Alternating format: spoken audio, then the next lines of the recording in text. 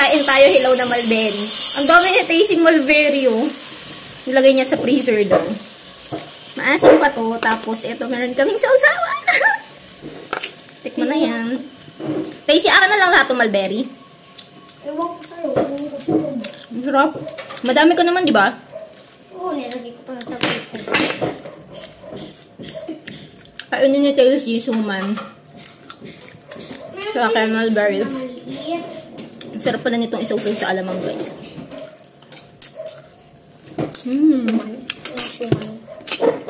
Pawis na pawis kami, ah. Ganito yan sa mga chef. Hindi, ito lang. Sarap. Ba't ito buksan na? Mahirap na ka. Hindi yan kasi sa gilid dito. Ito gusto ko, maasim. Kaya ako din matamis. Uy, Bakit ganda? akin ito ha. Wala na, dalawayan ko na. Wala na makakakuha nito. Ano ba yung daw niya? Wala nang makakakuha. Sa mo natutunan.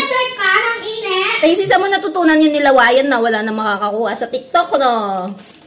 Malamang. Wala na talaga makakakuha. Dalawayan ko na. Last na to, guys. Kaya unang nakakuha eh. Sarap. Ay, wag ko kunin yung suman ko.